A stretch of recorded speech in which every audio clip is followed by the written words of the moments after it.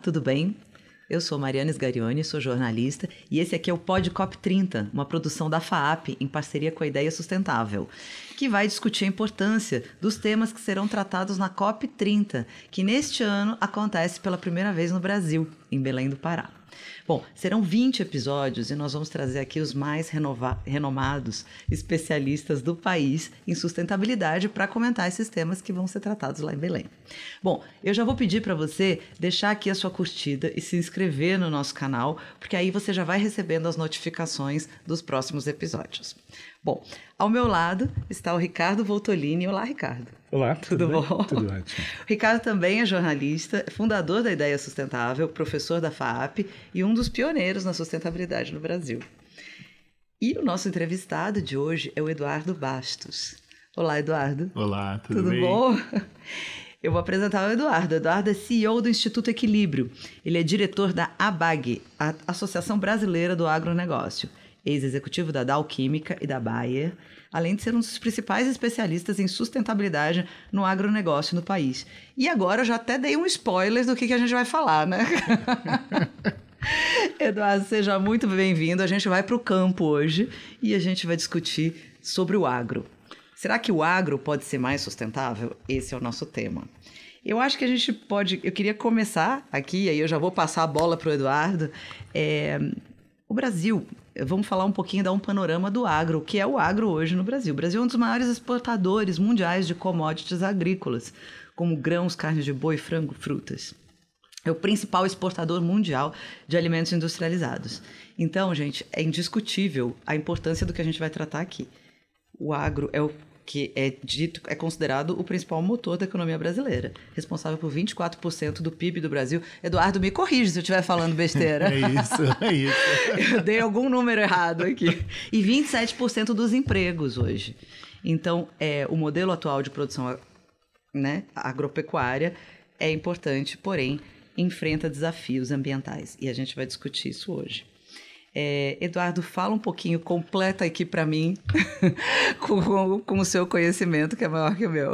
Vamos lá. Primeiro, obrigado, né? É uma delícia estar aqui com vocês. O agro, eu sempre brinco que o número, arredondando, né, é mais ou menos 25% do PIB, mais ou menos 25% do emprego, mais ou menos 25% das emissões do Brasil. Então, é a segunda maior emissão do Brasil, depois de desmatamento, praticamente 50% da emissão de gases de efeito estufa, né, que é o grande tema da COP. Essas emissões, 50% vem de desmatamento, 25%, um quarto praticamente do agro, e os outros 25% de todos os outros setores, né, indústria, transporte. Então, o agro tem um peso muito importante no problema e, portanto, na solução de mudanças climáticas no Brasil. Você, pela tua experiência, né, você trabalha muito tempo com o agro. Você diria que estamos evoluindo no aspecto da redução de emissões ou no uso de tecnologias, de agricultura regenerativa, de equipamentos, de monitoramento, de sensoriamento? Hoje há muita tecnologia. Estamos efetivamente evoluindo para que o agro se torne cada vez menos impactante e com menos carbono? Sim, a gente está evoluindo bastante. O Brasil tem uma característica importante. Quando a gente saiu da grande COP, né, a COP 15 ali, hoje a gente está comemorando 10 anos, né, então a ideia de 2025 comemorar 10 anos justamente para rever todos os acordos que foram feitos lá atrás. Lá atrás, o Brasil se comprometeu a fazer uma redução, né, de emissões no agronegócio, chamava Plano ABC, Agricultura de Baixo Carbono. E nesses 10 anos de ABC, a gente incluiu em práticas sustentáveis quase 70 milhões de hectares.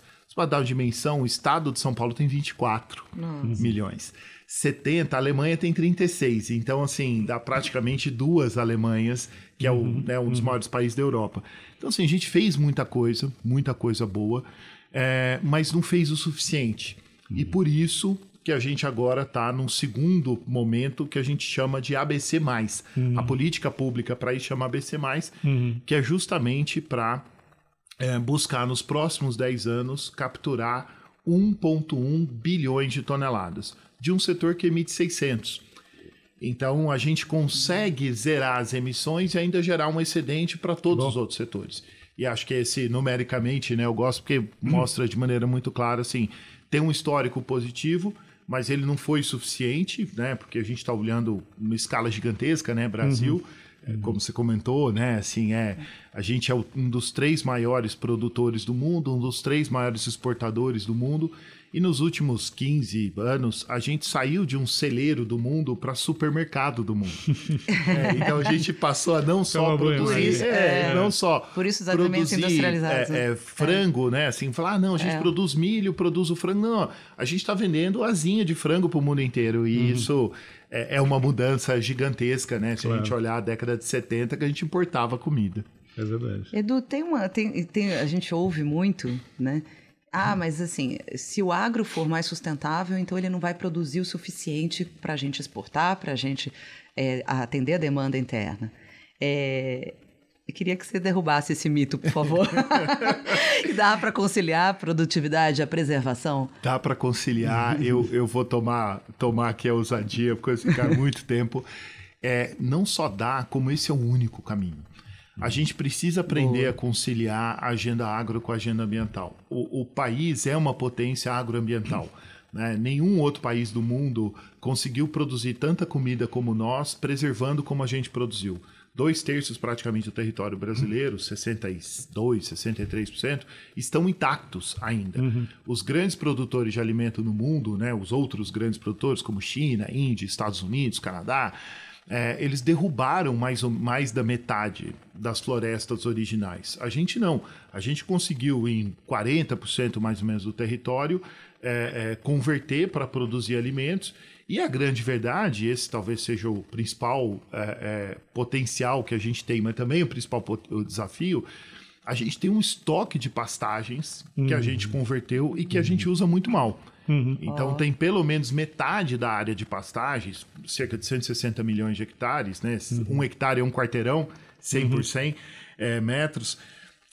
Desses 160, pelo menos 80 estão degradados. Então, a gente pode converter essa área degradada em área produtiva e aumentar a produção para ajudar a alimentar esse mundo crescente, né?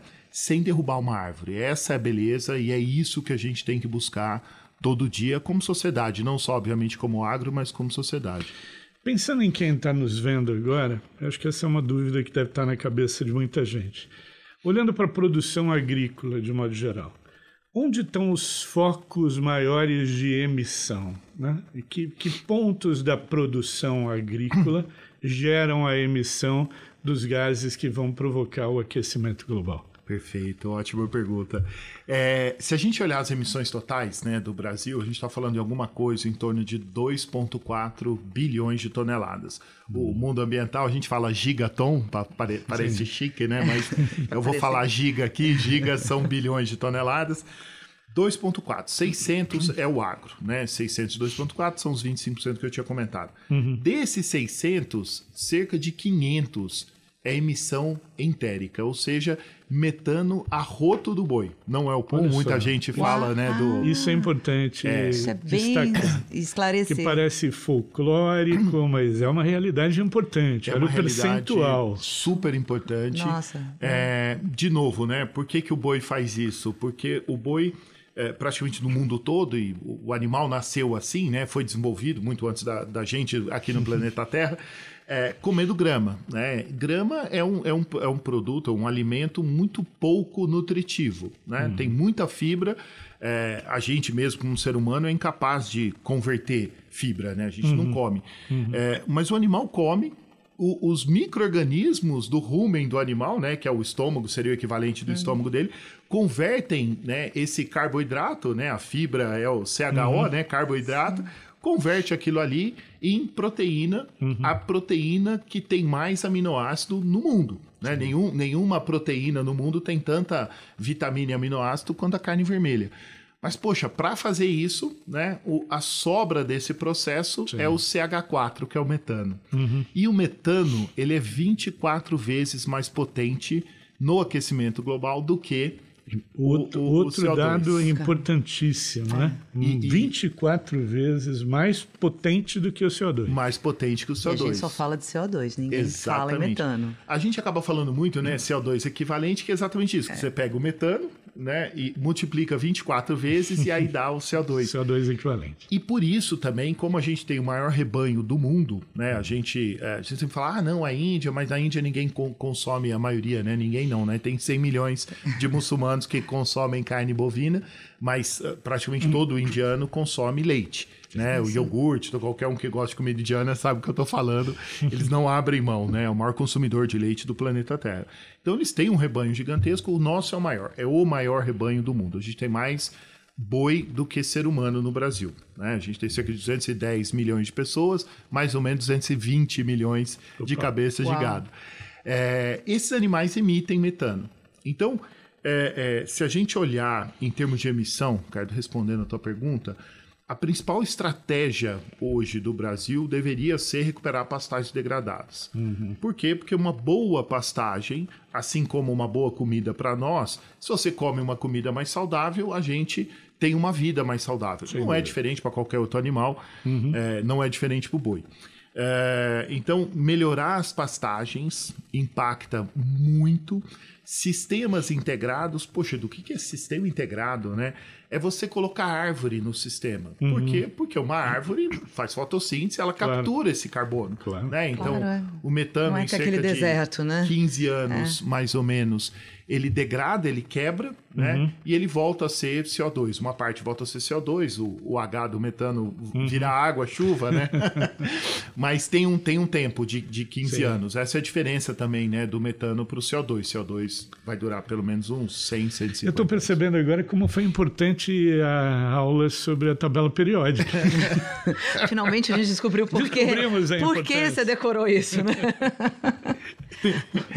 E essa é a beleza. Se a gente olhar no plano ABC, e aí a resposta é complementar à tua pergunta, se você olhar no plano ABC+, do 1,1 bilhões de toneladas que precisam ser capturadas, metade praticamente, 500 milhões de toneladas, virão do plantio de árvore.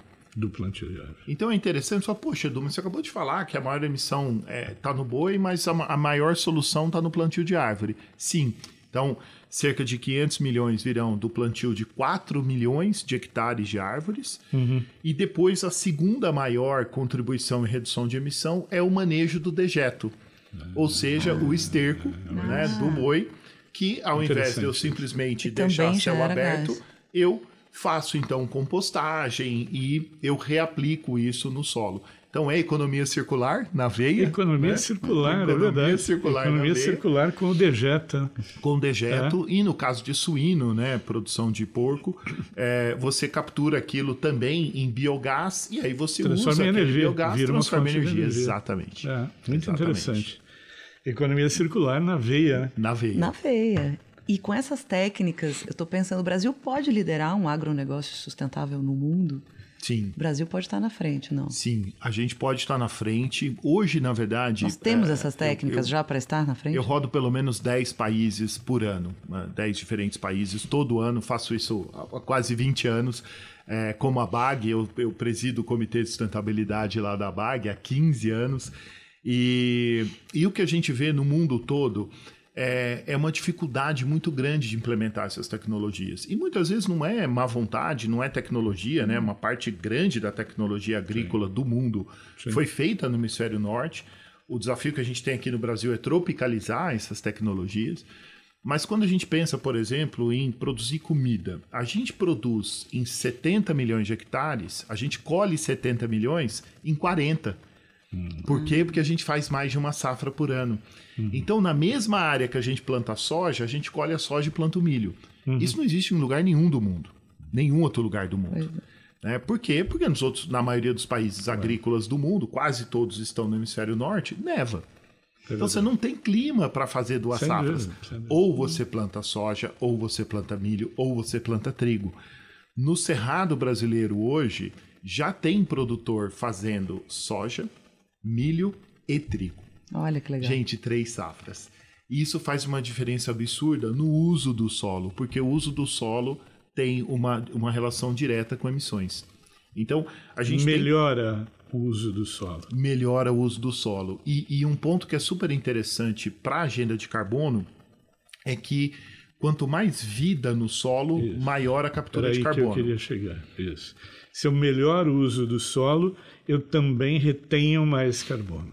Exatamente. Ele não emite tanto. Exatamente. Muito bom. E um solo bem manejado, outro dia, o ano passado, foi encontrado um ser humano da pré-história em áreas de turfa na Escócia. Né? Turfa é essa matéria orgânica acumulada por milhares de anos, em alguns casos milhões de anos. Imagina a estabilidade dessa matéria orgânica, né? Encontraram lá a ossada, né? de seres humanos preservadas.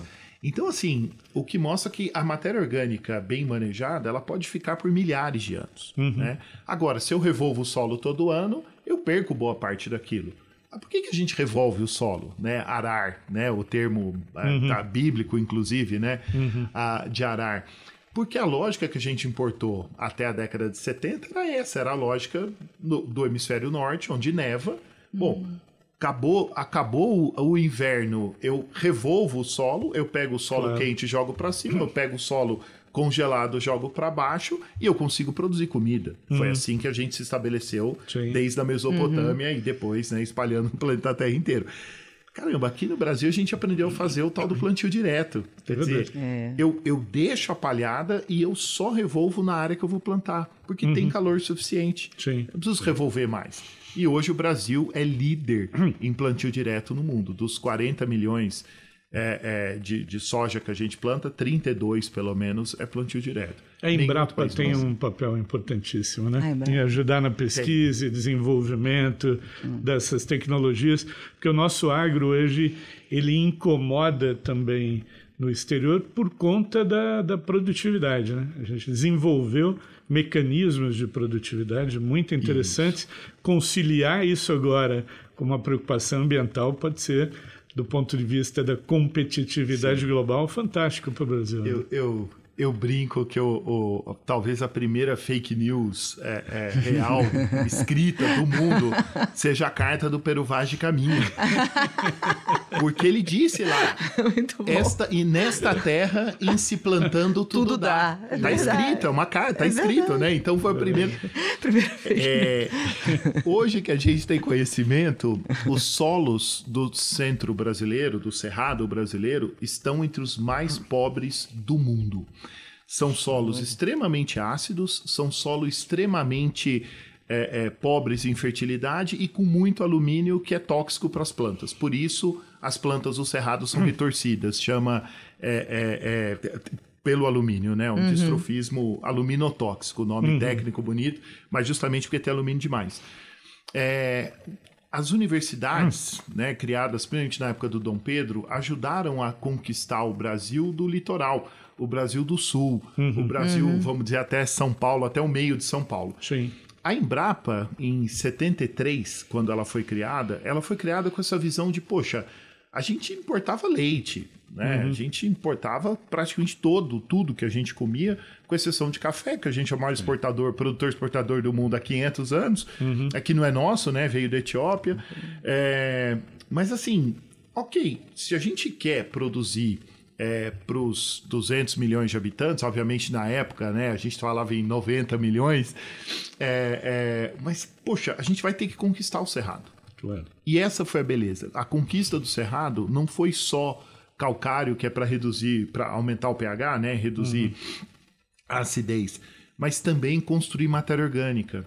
Construir matéria orgânica no solo, matéria orgânica é carbono. Claro.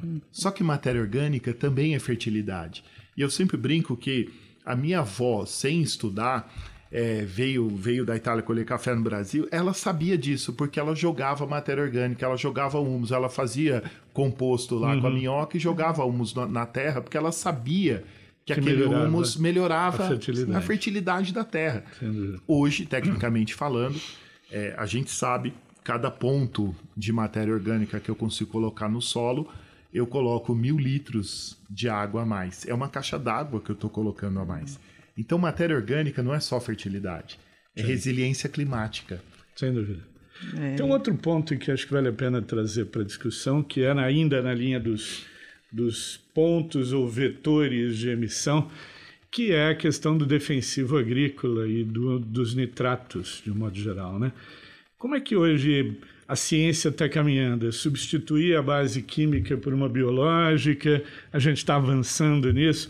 Há uma grande percepção no imaginário coletivo de que a nossa comida toda está contaminada por defensivos agrícolas. Eu queria que você contasse um pouquinho isso, da perspectiva também das emissões. Perfeito. Eu vou tomar a liberdade aqui de dividir em adubo e defensivo. Tá.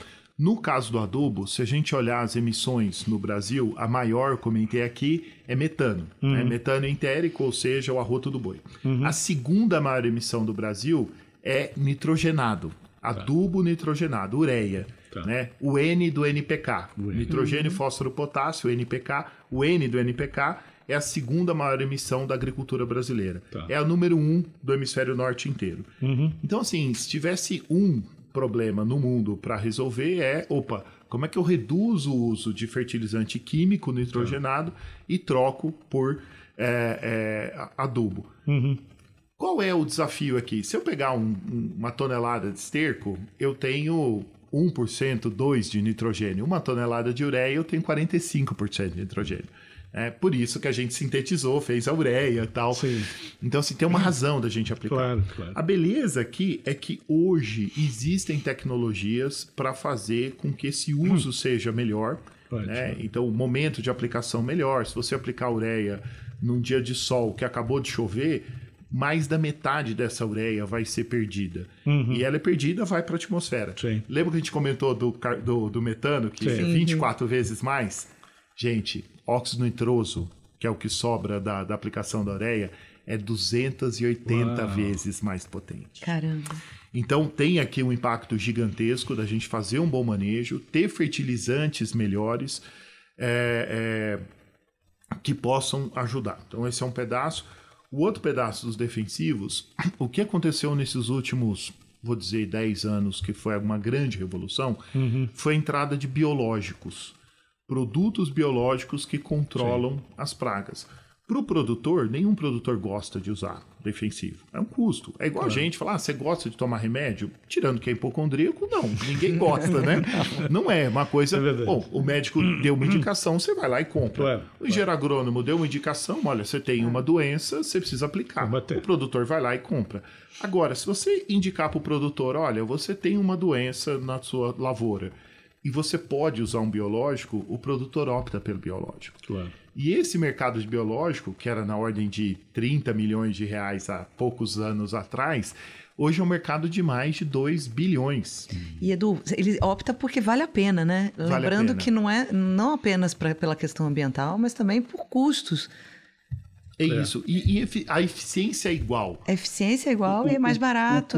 O custo é menor. É menor. E o resíduo é menor. Exato. Então, muito da preocupação, principalmente em hortaliças. Né? Assim, ninguém preocupa se vai ter agrotóxico no óleo de soja, porque, obviamente, não tem, né? Não fica no grão, não fica na hora de um processamento. Mas, poxa, eu vou comprar um morango. Caramba, tem ou não tem? Isso é super comum. As pessoas usam até o termo, né, inadequado, o agrotóxico. Poxa, a lei hoje fala em defensivo agrícola. Esses defensivos, se bem utilizados, eles não deixam resíduos, assim como o remédio na gente. Agora, eu posso usar menos? Poxa, melhor. E seria bom usar menos. E é ótimo que a gente tenha, então, esse manejo. Mas, de novo, o impacto de mudança climática. No caso específico do Brasil, mudança climática nessas últimas décadas, qual é a consequência principal? Seca, mais seca do que chuva. Claro que para quem passou o desastre no Rio Grande do Sul pode parecer estranho, mas na maioria, né, nos últimos 5 anos, o Rio Grande do Sul teve 4 anos de seca, 1 de enchente. Seca aumenta o número de insetos, de pragas, reduz doença, mas aumenta a praga. Então, aumenta potencialmente a demanda por produtos. E aí que o setor todo também começa a desenvolver mais produtos biológicos para controlar pragas, insetos. Porque no final do dia, se você tem uma lavoura, ela está infestada, você tem que fazer alguma coisa. Né?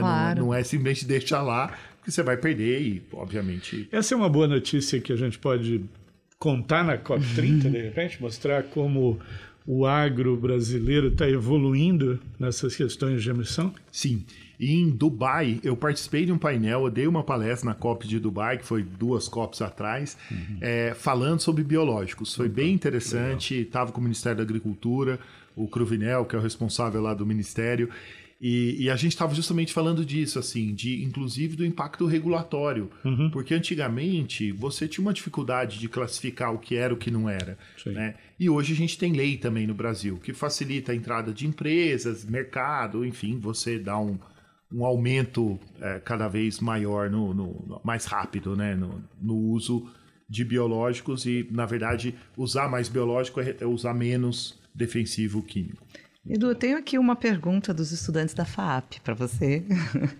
E eles querem saber, eu também quero saber. A demanda dos consumidores por produtos mais sustentáveis já está impactando o agro? Isso chega no agro? Chega. A pergunta é ótima porque ele chega numa camada pequena da população. Obviamente, essa camada pequena consome muito, né? Mas a gente está falando aqui no máximo de 1 bilhão dos 8 bilhões de pessoas no mundo. Então, os outros 7 querem comida. O foco de 7 bilhões de pessoas hoje no mundo é segurança alimentar. É garantir que tem um prato de comida. Importante a gente lembrar, no dia de hoje, a gente pode, sem nenhuma dúvida, dizer isso, tem pelo menos 1 bilhão de pessoas em insegurança alimentar, ou seja, que não tem certeza se vão comer ou não, e 600 passando fome. Quer dizer, 600 milhões de pessoas que têm certeza que não vão ter uma alimentação adequada. Então, assim, para esse perfil de consumidor, poxa, eu quero comida. Claro. Então, não importa como, não importa como, nem de que modo. Para 1 bilhão, que somos, né, nós aqui, boa parte dos europeus, uma boa parte do norte-americano, boa parte dos japoneses, o chinês que já foi para a cidade. Poxa, você pode começar a pensar em dizer, olha, e se eu soubesse a origem do alimento? Né? Se ele fosse produzido de uma maneira mais sustentável, se eu tivesse uma certificação que me dissesse, este é melhor do que aquele, ou na Noruega, né, que o salmão tem lá no seu selo, dizendo, olha, esse salmão aqui comeu soja brasileira e ele emite 100, esse daqui comeu soja local e emitiu 150. Isso é muito interessante. Isso é muito bom para o consumidor saber isso, né? É ótimo. A pegada. Ele sabe a pegada e aí ele pode tomar uma melhor decisão, né? Então hoje sim, isso começa a puxar. A conversa nossa, né, do Brasil Supermercado, ela tem muito a ver com isso, porque enquanto a gente só vendia, e ainda hoje café talvez seja o melhor exemplo, as grandes marcas de café que vocês compram, que a gente compra na gôndola, são brasileiras? A maioria não. Então, assim, a gente produz café no Brasil, quase 1/3 do café do mundo vem do Brasil, a gente manda para a Europa, faz a torrefação lá, faz a cápsula e vende no mundo inteiro. A cápsula de café não foi feita aqui no Brasil, né? Na grande maioria. Então, assim, a preocupação quando vem da empresa ou do país que diz, olha, mas eu quero saber se esse café veio de uma produção sustentável ou não, se ele veio de desmatamento ou não, isso acaba impactando o produtor brasileiro. Então, o cafeicultor, metade do café quase do Brasil está lá em Minas. O cafeicultor lá no sul de Minas, quando ele vai tomar uma decisão de, uso químico ou biológico? Se ele usar biológico, se ele usar um manejo melhor, deixar o mato e simplesmente roçar aquele mato, aquilo vira um selo que vai no café que ele está vendendo para a cooperativa está vendendo lá para Melita na Alemanha, adiciona ou para Nespresso, né? ou para Illy. Adiciona valor, né? Tem produtor hoje em Minas Gerais ganhando 5, 10 sacas a mais em prêmio. Valor.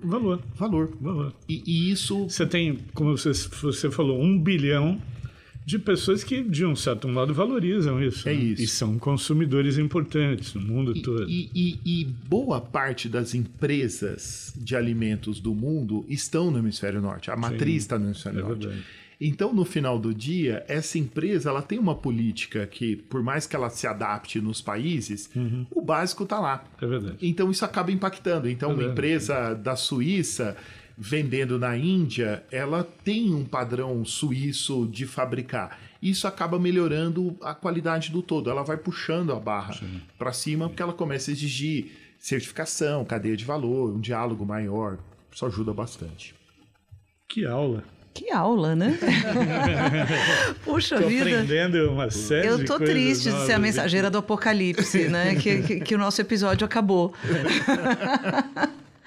Bom, gente, eu quero agradecer o Eduardo. Eu ficaria ouvindo muito mais sobre o agro. Eu tenho certeza que todo mundo tem muita curiosidade de saber de onde vem a comida que está no seu prato. Sim. Né? Eu queria lembrar aqui uma coisa, entre muitas coisas que o Eduardo falou, mas que eu acho que pode ficar na cabeça de todo mundo que vai estar na COP, que é a preocupação do consumidor por um produto sustentável impacta, sim, o produtor, e o Brasil tem potencial de liderar o agro mais sustentável do mundo. Então, fiquemos com isso. Não se esqueçam, por favor, de dar sua curtida no nosso canal e fique com a gente nos próximos episódios. Obrigada e até lá!